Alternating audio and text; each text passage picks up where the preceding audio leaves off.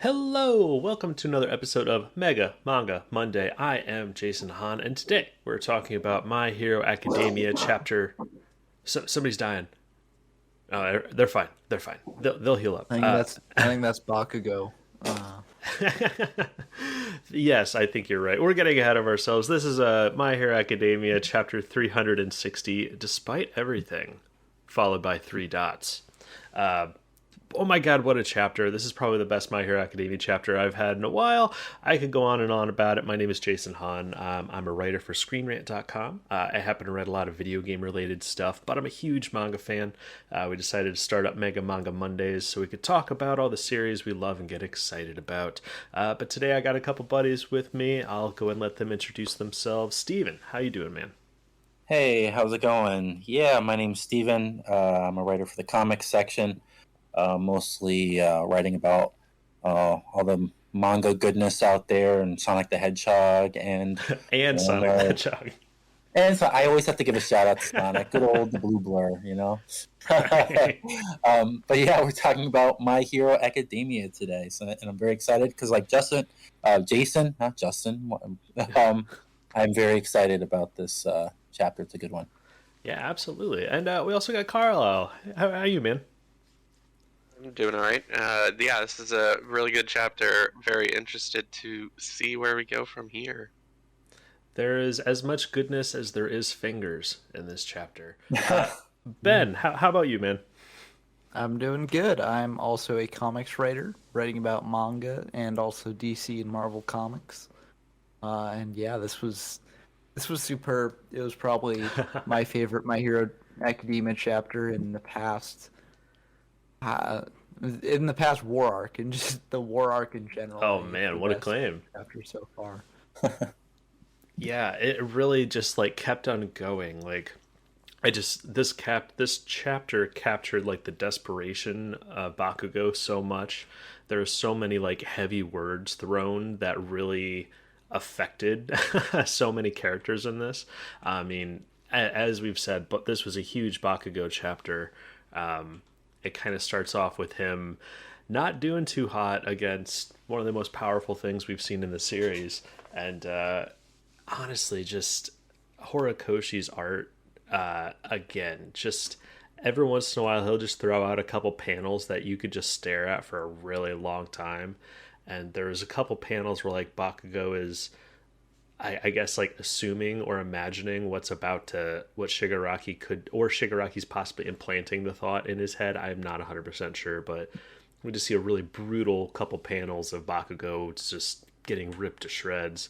And but probably my favorite bit of this chapter still, I mean, it's just really easy to make me super happy with anything involving Lemillion, but Lemillion fighting Shigaraki and then causing the most damage we've ever seen to Shigaraki with his words is just saying like, you've never had any friends, and it's the first time that we've seen Shigaraki just like, oh, I've never thought about that before. Like, it's just kind of, it just seems to like have really, really resonated with Shigaraki. And it kind of, for me, really gave us extra ammo to the idea that we're fighting Shigaraki. It's not just another version of All for One right now.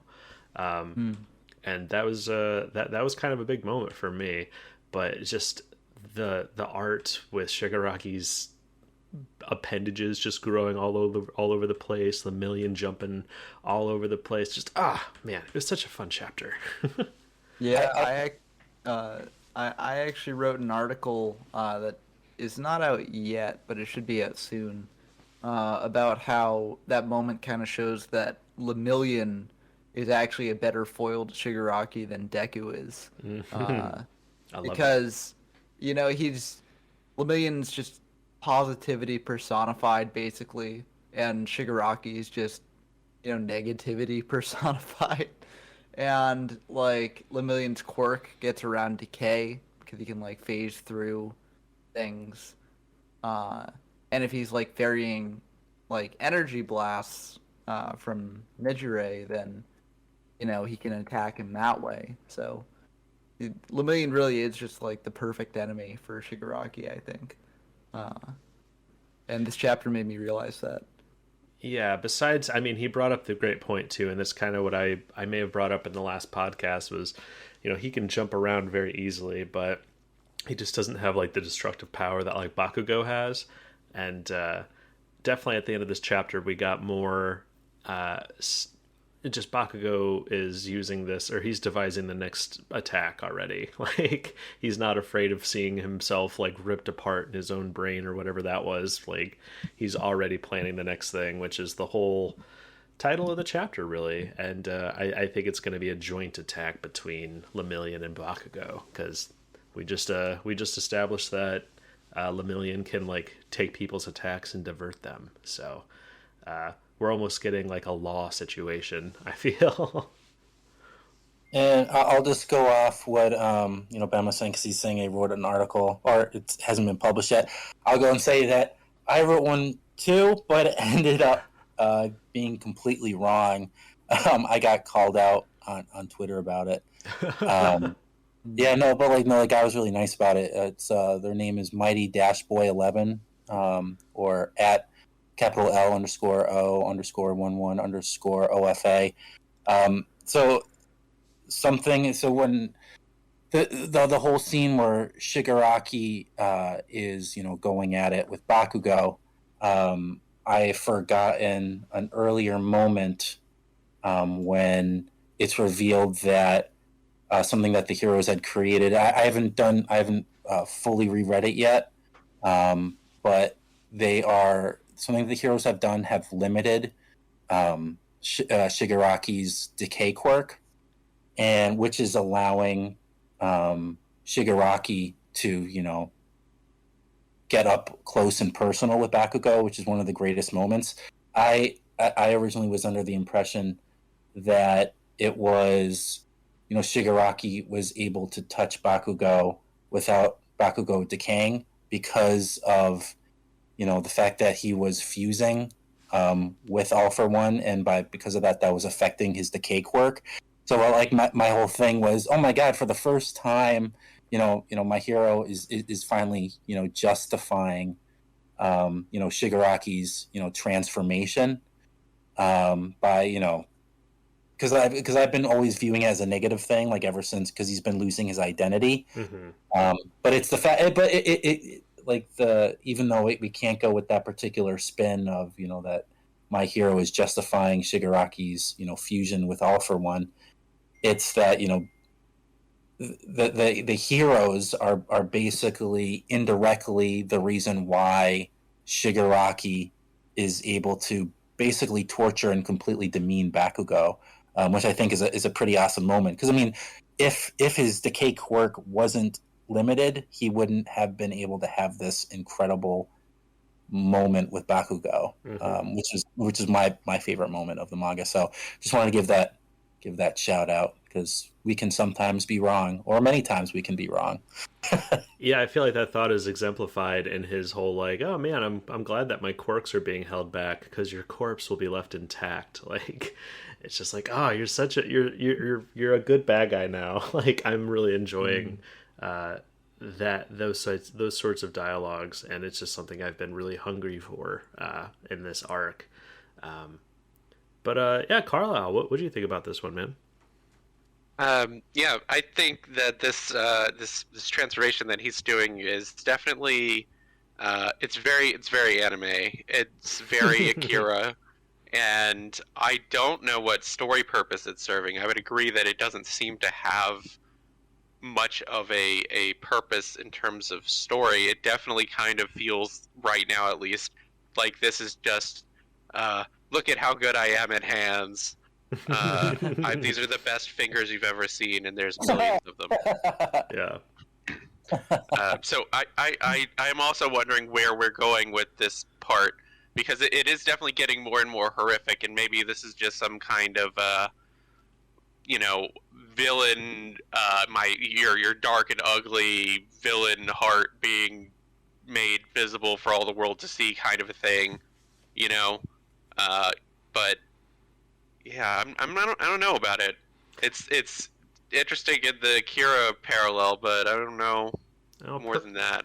personally, the way I'm reading it is just, especially with Bakugo always being so big with words and stuff like that, and Shigaraki just consistently bringing up just like the only reason I'm really interested in you is because me beating the crap out of you or killing you is going to make Deku even angrier, and that seems to be his whole thing is just to humiliate Bakugo to this point to anger Deku. But in the large scale of things, as we saw at the end of this chapter, Bakugo was just using that for fuel and kind of an idea I thought I brought up a couple podcasts ago was like, well, if I think it was after his arm got destroyed last chapter, I was like, well, usually when people are in shock, they sweat a lot. So I almost feel like this could unlock some sort of new attack that he's never been able to do before or something like that.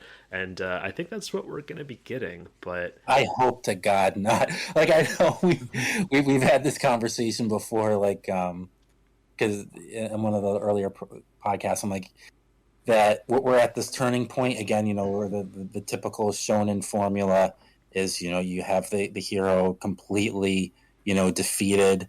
They're and up against the opponent, they don't have enough power as they are. But and then they go plus ultra. Exactly, and then they go plus ultra.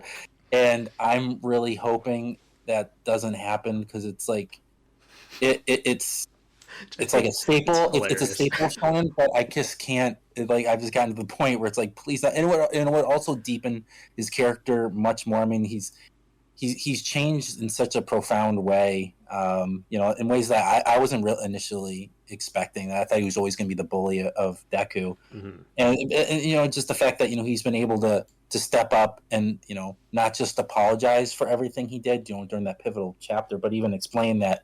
Even when Deku didn't, even before Deku was Deku, when he was just Midoriya, there was still something inside of Bakugo that always feared Deku, which is why he always, treated him like crap, bringing him down.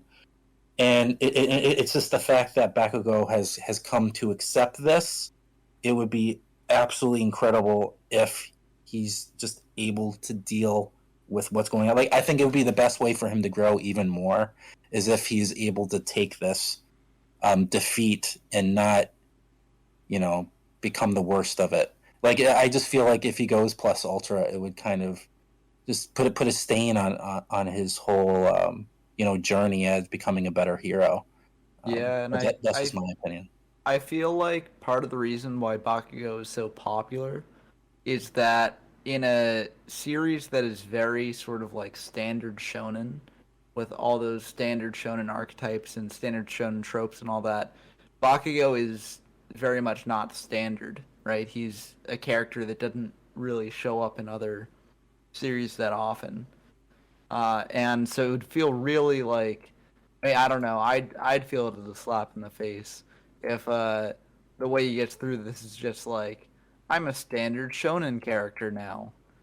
And that would be really, really disappointing and unfortunate.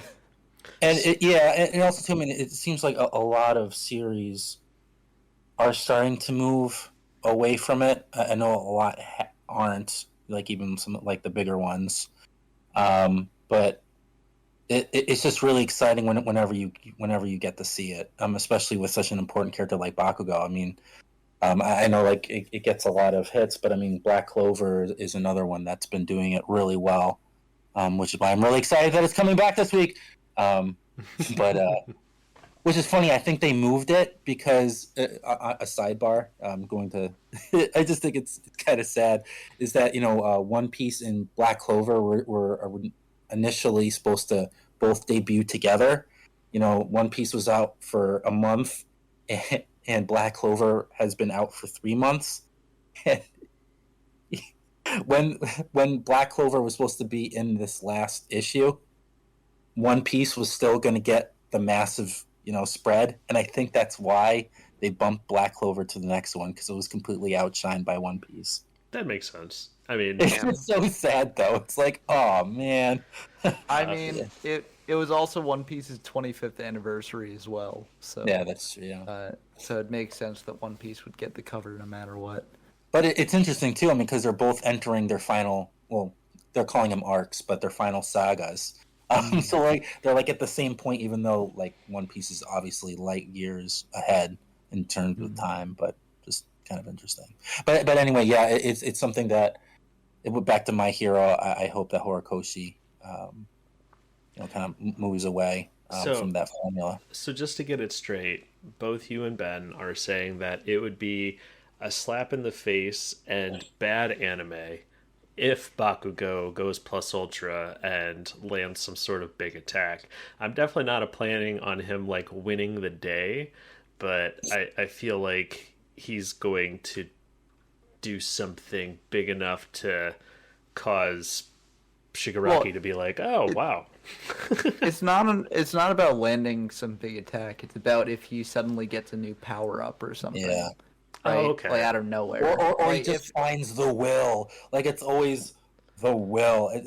I don't know. It's and it's just the fact too. Like he is that such a tragic character that it would just add to what makes him so likable. And I think that's what you were touching on earlier, Ben. It's just that he has been dealing with a lot of crap, and he's learning to deal with it in a way that he never has before. And if he's forced to do that again here, and it would just humanize him even more, and just make him, and it would just be a perfect cap to his character. That's what I'm really hoping for. Yeah. Although I am worried looking over the last panel again. There are like It's an these amazing weird, spot. Yeah. Well, it's an amazing shot, but there are these weird like little star shapes like around Bakugo's head. Yeah.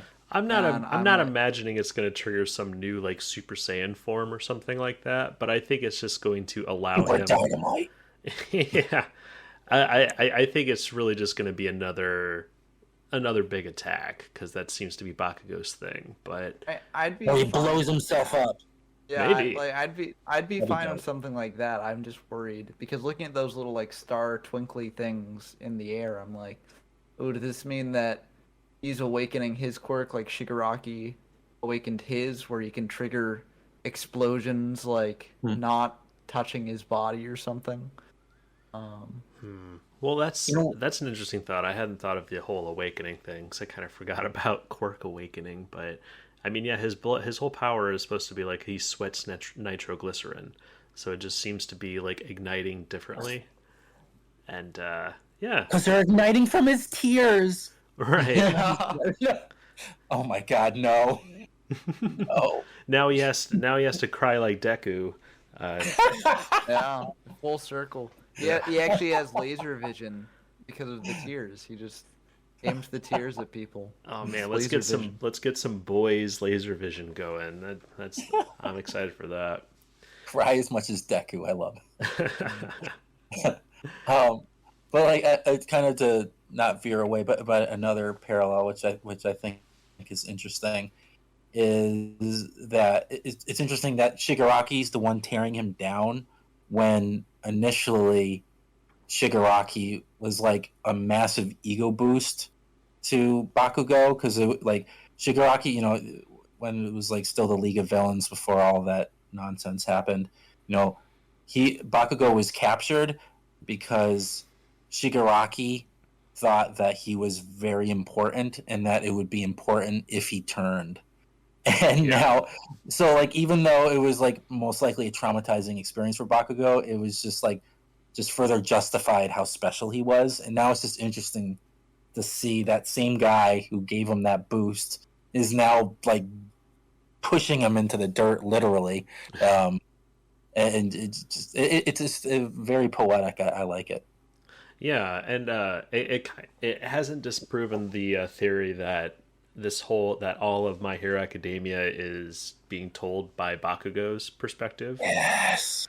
And yeah, I kind of continue to like that idea, and especially just going back like almost a dozen chapters ago where they referred to Deku as a damn nerd, or the narrator did, and yeah, I feel like, I don't know, it's one of those things where this new form or new thing could be Bakugo like setting up some sort of sacrificial attack, but Yeah, I don't know. It would be very interesting for the story if they killed Bakugo, but I just don't think that they're going to do something so drastic in this Um, story. But it would be nuts. I mean, Chance. you would definitely become even more like Vegeta. 'Cause, I mean, he's basically going on like ooh, like inverted Vegeta story because it was, but like we get like Majin well, Vegeta Vegeta. moment. Oh, Well, yeah, like Vegeta like blew himself up before he really came to. I felt like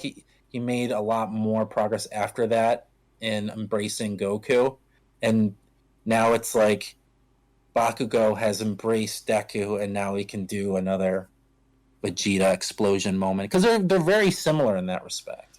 I don't know, man. I've accidentally searched the internet and seen lots of embracing between those two. Unfortunately, Oh yeah, I don't need to see more. Um, sorry, that was we got another great shot of the BJ belt buckle, oh right, yeah. and but I love Genist's like resolution. No, not resolution. Revelation at the end, like. He's trying to console Bakugo and he realizes just like, oh man, this kid's not done. Like, because I think he almost saw what happened. And he's like, oh man, if that was me, I'd be done. Like, it just, I don't know. I totally agree. I think this chapter helps make Bakugo feel even more special. But, and it kind of, for me, makes more fuel that he's about to do something cool. So but yeah, I Quark awakening would be cool. I'm excited to see what his power even looks like awakened. I don't know. Bigger explosions just sounds kind of lame because we just got like the biggest explosion last chapter and it did a whole lot of nothing. So He'll do like neutron star kind of stuff, like an inverted one. sure.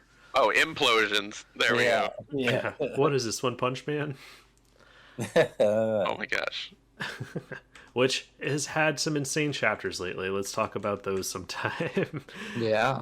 And I'm finally catching like again sidebar like so it was I think it was one of those things where I was more interested in the anime and I stopped I caught up a long time ago and I stopped and I haven't been reading the manga and I was like I had some residual memory of it but then I just started catching up on it again and it's like I just remember it's like oh this is why I loved One Punch Man. This is why it's like now it's all coming back. It's like, oh, that's right. This is actually pretty amazing. Yeah. So yeah, a fun journey is to be had. Let us know in the comments if you're listening and would like to hear our thoughts on One Punch Man because we'd be happy to start doing some podcasts on that as well. It just has kind of a weird release schedule, but so does about everything else. You guys have been. What was that? I thought you guys have been doing One Punch Man episodes, or is that not? No, we've wow. yeah, we've Regular basis at least. yeah. Yeah, we probably will. It's just I don't know. We're covering so many different mangas that are releasing on all kinds of different days of the week now. So Oh yeah. Yeah. But yeah, I don't know. Back to My Hero. I really also enjoyed the big three getting some moments to shine. We got Sun Eater using like some scorpion toxins, and he's even like, yeah, it's cool to eat bugs now. And then I love how we kind of get a moment where it's just like, oh man, Sun Eater's doing some cool things. Then you turn the page and he's literally jumping away from like some horrific berserk creature and just like screaming and terrified. Like I love that character has grown, but he still is very scared a lot of the time. He's just a nervous wreck most of the time. So I like that all three of the big three had their times to shine, and I'm really enjoying their teamwork here. Yeah, it's just like a shame, like with a few My Hero stuff, is that, and I guess all manga kind of fall into this category, is where we get some really great stories, concerning these characters, and then we don't see them for hundreds of chapters, and then they come back. Mm-hmm. It's like one of those things where it would be great to, I don't want to say get a refresher, but like just something beforehand to keep them back in our minds, like before we see them fighting, so we're just more invested in it. Because I just remember, Sun Eater, like in the anime when I was watching it during the raiding arc. His whole struggle was I don't remember exactly what it was, but I remember his struggle with his particular quirk was like a big thing for him, and I remember it really resonating with me. And it's just kind of a shame that we didn't see that right before now. I mean, of course, we get them coming all of a sudden here is like, oh my god, the big three, they're here, yay! But it's like I wanted to be reminded of what made them so great rather than just seeing a panel of them, if that makes sense. True, because we've never actually seen the three of them operating together. It's just always been more of like, oh no, they're the top three students of UA, and you're just supposed to be like, oh, that's cool, that's amazing. It'd be nice to see it.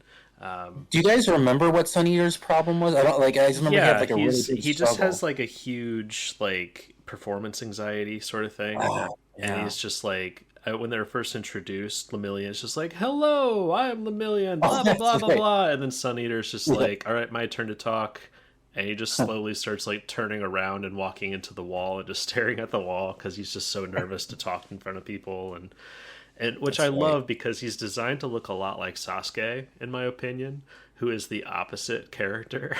Like he is just always brimming with confidence, and he just could care less about everything else around him besides his goal. And Sun Eater is just like zero confidence. I can barely be here. Just let me go crawl into a sleeping bag like Azawa. But what was some other stuff in this chapter you guys want to talk about? Well, I can about the big three, just and lost opportunities, or I feel like Nejire's never really had much development put into her. Very true. Yeah, which is unfortunate because at least Sunny and Lemillion got some major developments during the raid arc. Nejire was there, but she just did what she does. And that's pretty much been her thing. Whenever she shows up, she just uses her power, and she's very strong. She gets it done. Yeah, basically. Get her and done. and it's like she's got a bubbly personality, which is nice, but like she's never really undergone any development or been fleshed out at all. So, like even here, she's just sort of being used to like give a reason why Lemillion's punches would actually have an effect on Shigaraki. But yeah, so it's kind of a shame that she didn't receive the development that the other two did. But that's like a nitpick. My Hero has a lot of characters that have not received much development. So it's just the nature of the series, I think. Yeah. With a cast of characters this large. Yeah, absolutely. I agree with both of you, and it could definitely resonate a lot more if we had a whole arc of these characters, or even like a side manga. Like there's so many characters I would love to see just like a one shot of like them going off on an adventure or completing a mission or something. It seems I like know what the team up missions spinoff is like. It's just like, here's two characters paired up, go. Go. Well, it Is just that still going on, or is? Yeah, it releases very weirdly, but it's still going. Wow. They had put out the second, or I think it was the second volume a couple of months ago. Wait, what is this? Oh, okay. I'm not sure if I know about this. There's another spin-off. This one is generally considered to be non-canonical because it is there's just like no logical time frame that these things could have happened in because the My Hero Academia, it happens so rapidly. But it's just called Team Up Missions, and that's the whole premise of it. It's just two characters that are or sometimes more, but usually two, and they just send them off on a mission together, and then it's just a little chapter about them, and it's nice. They had a good one with the kid who's all black in class 1B, and then Tokoyami and Deku and some ridiculous super edgelord hero. Yeah, they're fun. I don't really have a problem considering them canon, even if they don't make sense chronologically, because the Right. characters are pretty on point. I think it's done by one of his assistants. Oh, cool. I had no idea. Well, yeah, check that out. Also, Vigilantes was good and has ended. Yeah, I didn't realize that there's so many, like, spin offs. It kind of, harkens back to a conversation we've had about, like, Naruto, is, like, how great it would have been if all the filler arcs told, like, meaningful stories. Like, if they just. And it all, like, connected and was canon and stuff. And it's just, like, there's the opportunity for. You create such a huge cast of interesting characters, but you don't have the time to tell all their stories in the main story. I don't know. I almost feel like a lot of Marvel things have kind of nailed that, especially with the cinematic universe, where, all right, we get a whole movie explaining this dude and then this dude. So now all this big thing can happen. I almost feel like it'd be great if some mangas did that a little bit more effectively. If it was just all under the same umbrella and they all like talked about like, hey, I have this idea for these two characters doing this thing, and like, okay, we can make that all fit. Like, Sonic does it. what I was thinking of there was Full Metal Alchemist. I think is the good case example of why they don't usually do that, because it's so hard for the anime people who are trying to do filler to come up with things that are not going to cause a problem depending on what the original mangaka actually does.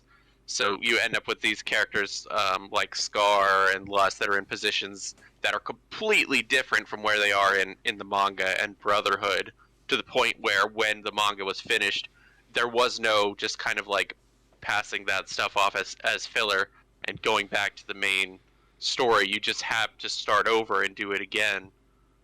But once it's over, you can always slot that kind of stuff in. mm-hmm. So, well, yeah, I mean, it kind of is even more frustrating with that, because it's like, why can't the manga artist, like in the case of like the One Piece anime right now, they get a lot of information from Oda that like hasn't come out in the manga yet.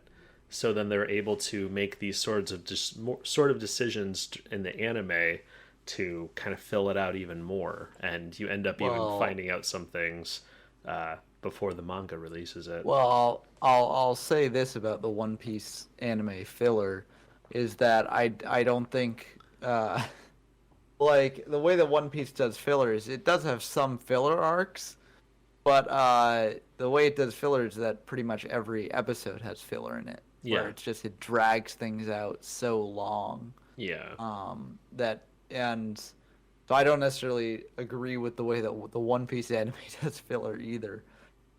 But there's a great Gintama clip that talks about all the different ways to do Oh, yeah. filler once the anime is close to getting caught up with the manga, and that just sums up all the different things. It's very fun. Yeah, I think I actually shared that one or retweeted it on the official Mega Manga Mondays podcast. Follow us on Twitter Nice. at Manga Mondays. Yeah, I mean, it's a very good clip. Even if you've never seen Gintama, you should definitely check it out on our Twitter page. So, Absolutely. I'll end that sidebar real quick, but yeah, there's actually another Gintama clip that I shared this morning on the Twitter. Ooh. Like, I don't know if it's the final fight of the series or something, but there's just like a fight in that anime that is one of the most brutal, best like swordsman fights I've ever seen. And I retweeted it and all that stuff. It was just phenomenal, but it was something along the lines of like, holy crap, I didn't realize Gintama could hit more than just the funny bone so hard. Like, oh yeah, no, I've said it before and I'll say it again. Watch Gintama. It's great. It's basically like, I think it and One Piece are two sides of the same coin, basically. Excellent. And yeah. Well, My Hero Academia, gentlemen. Anything else about this chapter that we want to talk about? I'm pretty excited about 361, especially just to see the big three more, and I think it's definitely setting up something cool with Bakugo. And what interests me even more about this Bakugo thing is last chapter we saw what's supposed to be Bakugo's like big attack. So this has got to be different. Like it's gonna be kind of disappointing and lame if he just somehow sets up the same move again and we just get another big explosion and then nothing comes of it. So I think this is setting up something special. I hope. I disagree because I think he's going to apply his explosion that he already has in a different way because he's clearly strategizing while watching the fight, right? So, I think. I mean, I don't know. I think this just goes back to what me and Steven were saying before. Yeah. But yeah, it would be a shame if he like leveled up and received a brand new power here. You know what? I don't want to change the subject too much, but I can't find it anywhere. So like, at one point I was going through the comments on the Shonen Jump website, and someone was saying that in this chapter, Bakugo is muttering like Deku does. I don't know if any of you guys. Yeah, it's at the end. On the panel with Best Jeanist and him, where he's like, oh yeah, mutter. Oh yeah. The way I interpreted that is just that's him explaining his plan to Genist without explaining it to us. And... Oh no, I don't. I actually hardcore disagree with that. I didn't want to interrupt you, but like, I mean, I think the fact that they're using mutter there. And also, it seems like Bakugo is just talking to himself beforehand, where he's like, right side, finger, feint, and all that stuff. He's doing the Deku. Yeah, like that seems like he doesn't even notice that Best Jeanist is there. He's noticing only the fight. Yeah. And it's great, too, because, I mean, Bakugo, and I'm glad that this person, after I say what I'm about to say, I'll see if I can find the user that did that so I can give them credit. But I just really like that idea because, I mean, it was one of those things that Bakugo always hated about Deku. He's always like, you damn nerd, whenever he would do stuff like that. And it was always Bakugo, like, he was never the one to strategize. Like, he always had something in mind and he did it and it worked, but he never, like, took the time to do something else rather than just flying at someone and exploding. It's just interesting now to see him adopting one of Deku's quirks to possibly win a battle when he's like just paralleling that idea with how he's coming to accept Deku and embrace him as a real hero. It's just interesting. It's just all part of that whole thing where he's growing as a character, and that little panel just showing him muttering is just kind of exemplifying that he's becoming more like Deku, even though he used to bully him and wanted to be nothing like him. It's just really well done. I like that. Yeah, I agree. I think it is an interesting dynamic, especially with him absorbing his, him and Deku's relationship is so interesting and almost unique. They're almost taking the Goku Vegeta dynamic and getting deeper with it, I feel, and I've always really enjoyed how they've handled that. But I definitely feel like he's explaining something, because I mean we're getting the panels of Best Jeanist like trying to console him and help him, and then he actually says like right side, finger feint, and then Jeanist is like ultra reaction face, just like, oh my god, that's a brilliant idea, is just how I'm reading it. But I guess with everything you guys are saying, what would you like, what are you hoping story-wise happens next with Bakugo? Well, before you get into that, Ben, I just want to say that the person who said it, the comments is Kira Deck 22. So Kira as in Kira from Death Note, DEC 22. So thank you. Yeah. But yeah, you can go, Ben. Oh yeah. I just want to say I think right side finger feint isn't a plan. I think he's just like observing and like taking notes and all that stuff. Because like, what would a right side finger faint be in terms of an attack plan for Bakugo or Genist. Well, I So figured it was like him just observing, especially him being so close up to Shigaraki. I think he's just uh, talking details. yeah, no, of like Shigaraki's fighting patterns and stuff like that. Yeah, yeah. So, yeah. But I mean, I think I said what I want for Bakugo, just not to have an anime style power up. Which Yeah, I completely agree. yeah, I don't know, guys. It is a shonen and it is it is an anime, so I'm expecting these boys to go plus ultra. Is all I'm saying. So, That's all true. but There used to be like a big mantra that we haven't heard in a while. Actually, it's kind of weird. Yeah. Saving it up so that it has extra impact once it is brought back. Next chapter. Probably actually. Quite possibly next chapter. yeah. Well, we're still waiting for the bomb to go off. Essentially, like we've had All for One establish a couple seeds in several areas of the current fight that's going on. Like with we don't want to, I don't know if we want to say his corpse or whatever's happening with Endeavor's fight against him, with Deku, with Toya. Like we have all these things, these ticking time bombs just ready to go off, and I almost feel like it could happen really at any time, and I'm not sure what's going to be the thing to trigger it, but yeah, I'm hoping that we stick on this chapter or this area for at least another chapter, and we'll see if we'll see if all hell breaks loose next chapter. Do we want to talk about that new Deku versus actual All for One art that appeared recently? Because I think a lot of people seem to think that this is a hint at something to come, and I think if that's the case, then the most likely explanation would probably be that those things, at least one of those things that is chasing Deku, might be an All for One clone.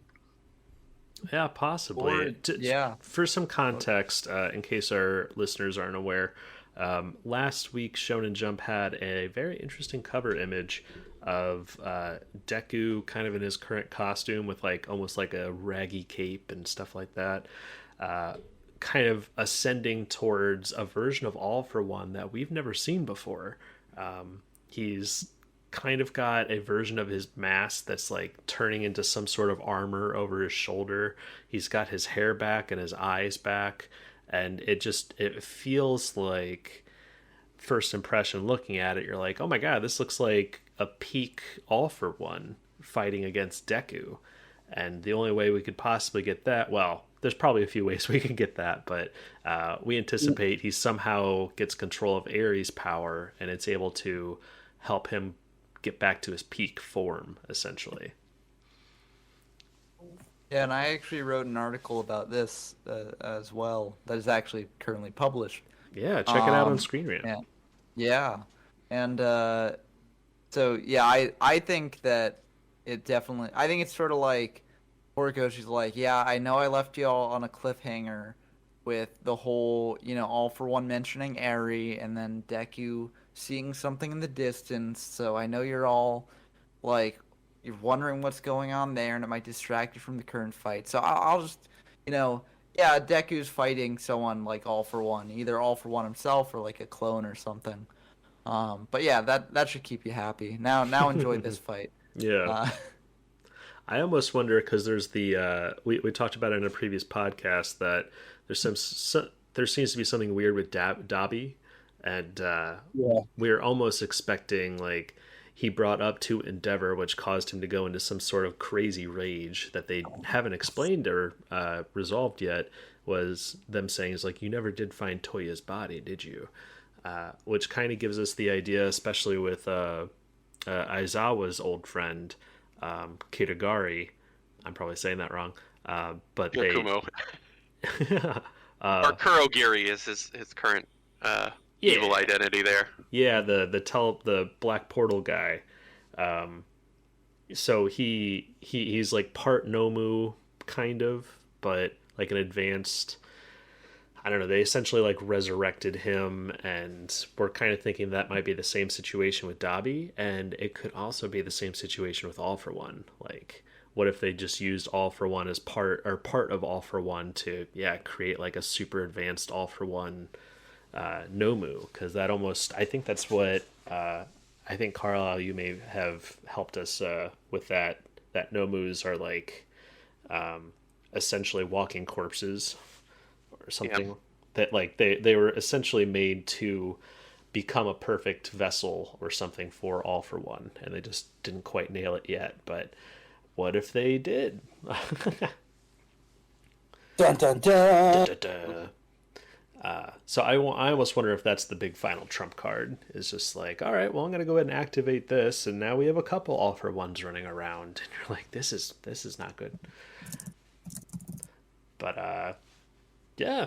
Any other thoughts on My Hero Academia 360, guys?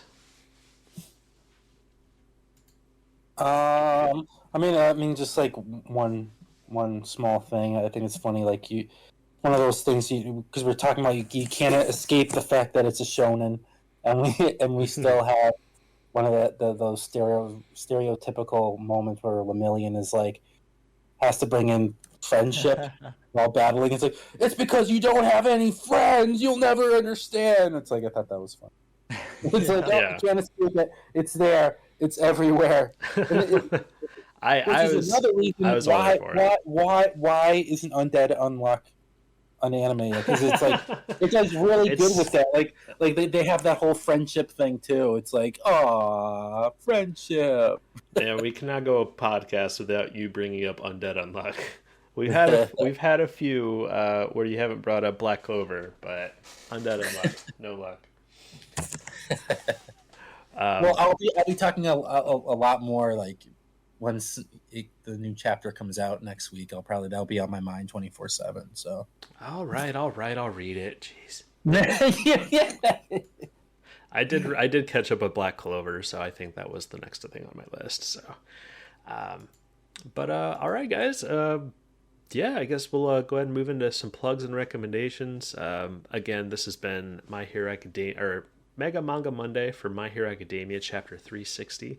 Very excited about 361. This chapter got me very excited. We've had a couple chapters lately that I thought were like a mass improvement on some of the stuff we've had over the past couple months with this series, and yeah, I don't know. We'll see if it can keep the momentum going with 361, but look forward to that podcast next week because I don't believe we're on break. So, but moving into plugs and recommendations, I am Jason Hahn, and please check out other Mega Manga Monday episodes if you are caught up and are into series like One Piece, Dragon Ball Super, Berserk, Chainsaw Man, all kinds of stuff. But you can follow us on Twitter and get updates on stuff we're putting out.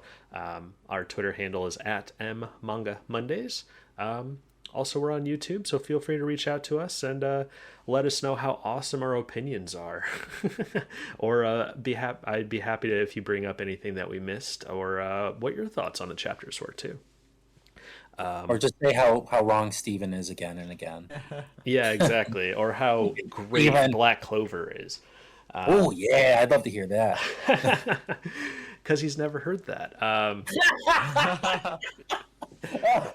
I kid. I've there's definitely there's some enjoyable stuff about Black Clover. It's worth checking out for sure. But yeah, besides all that stuff, definitely check out ScreenRant.com. I write a lot of gaming news stuff. I am a huge fan of video games, so I also have a YouTube channel called Honzy and Friends. They like to stream and do some funny Let's Play videos. I'm currently playing the newest God of War on PlayStation 5, and it is beautiful and fun and awesome. So check all that out. Steven, plugs, recommendations, man. Yeah, I'll just first say, like, so again, I'm not a gamer at all. I mean, I used to be, but God of War is one of the few games where I'm like totally into. I've watched all of the cinematic scenes, watching a lot of gameplay, before Honzy and Friends, and now that I'm aware of it, I'm watching it on that. just because it's a really phenomenal story, and if you're even familiar with the original God of War games, it's just so great to see how much the characters change. Like it's absolutely a absolute delight. So I highly recommend watching Honzy and Friends to just see God of War in Oh, that thanks, man. light. So yeah, great stuff. I just love that game. It's like one Yeah. of those things where I'm anxiously awaiting the fifth, just so I can watch people play it online. Yeah, absolutely. I love the shift in presentation. Like, it's just so much Yeah. more dramatic, and it's just really proven how like strong video games can be as a storytelling medium now. Yeah. It's just done the correct way. There's a lot of video games that deliver cinematic experiences that movies could never touch. So, so yeah, I like video games. But Carlisle, how about you, man? Speaking of story-driven video games, I'm working my visual novel Elven Revenue service. You can go to our Twitter at Elven Revenue and find out a little bit more about that if you're interested. Also, if you're like My Hero Academia and you haven't read Team Up Missions, go give it a try. There's like less than a dozen chapters, so it won't take too long, and they're on the Shonen Jump app, so they're very easy to get. Carlisle, So, you have other yeah. news too. You have other news. I have other news. Yeah. About the new app. Oh yeah, there's a new there's a new manga app. Shonen Jump actually has some competition over here in the U.S. now. There's a Square Enix Manga Up app, which is very strange, but it merits some further use. And you've got a lot of newer stuff like Hiromu Arakawa's who did Fullmetal Alchemist. Her new series is on there. Which is the first time that's getting translated to English officially, and obviously the original Fullmetal Alchemist, the whole thing also on there. It looks like it's going to have a subscription at some point. It doesn't yet, so Okay. Yeah, I'm very excited. When you announced that, I was like, no freaking way! And I downloaded it, and it's like we were saying in the chat, it has like a weird power up system right now. it's very gamified. It's Yeah. strange. But yeah, I mean, and I'll have to check too because I don't know if it's done by the same publisher, but because I know that oh wow, I'm blanking on it the name, but the mangaka who wrote Fire Force, his first manga is on Soul it. Eater. Soul Yeah, Eater's on there. Yeah. So what was Fire Force? Was it published by the same publisher, or was it completely different? Because I was looking for know. Fire Force and I couldn't find it. But Oh, wow. I didn't know maybe- that was the same guy. Because I like Yeah, Soul yeah. Eater. And, well, Yeah, I like there's Soul Eater. actually- I did not like Fire Force that much. Okay. and there is this huge thing, and I won't say because it's a massive spoiler, but they could be connected. Da-na-na-na. Interesting. Well, I'll say I'm consistent. I didn't like either series. So. Oh man, like Fire Force, it's one of those series that I really feel like it's like Black Clover. It's underrated. No, it's especially in comparison to a lot of new Shonen Jump titles, Fire Force resonates with me a lot more than like a lot of big names like even My Hero Academia, things like that. Like it's Fire Force just really hits me in the feels. So kind of sad it's over, but what are you gonna do? Yeah. How about you, Ben? How about some any plugs and recommendations for you today? Yeah, in terms of plugs, I have a YouTube channel of my own called YGO From Zero, where I discuss historical formats of the Yu-Gi-Oh! Trading card game. So a bit different from, manga discussions, but still very fun if you're into that sort of thing. And in terms of recommendations, I watched all the trailers coming out of the Comic-Con.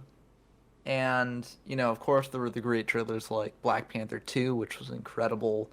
There were like a lot of great Marvel trailers, basically. Man, that but there was also... Black Panther trailer was just From an editing it was so good. stand of view, one of the best trailers I've seen in a long time. Yeah, and it gets you emotional without giving away too much of the story, and Oh, it's just great. But wonderful. my recommendation is actually related to another trailer that I feel like didn't get as much attention, where the Netflix Sandman adaptation has a trailer, and it looks somewhat decent. I have my issues with it, but all this rambling introduction just to say, check out the original Sandman comic by Neil Gaiman. It is superb. Probably one of my favorite comics like ever, just in terms of both manga and Western comics. Ooh, see, It's just incredibly, incredibly good. I've heard great things about it, and it's one of those series that I've wanted to check out for probably like 10 years, and I just haven't gotten to it. I saw the first trailer for the Sandman series that's coming. First trailer they put out a few months ago, and I thought it looked awesome. Very stylish, and it doesn't look like it's like a low budget Netflix show, like a lot of Netflix shows seem to do these days. I hope it's great, and I'm anxious to hear your guys or anybody who's read its interpretation of it and be like, oh no, it's pretty solid, pretty close to the comics, or no, it's totally different. Don't check it out. So Oh, and I'll have opinions. good.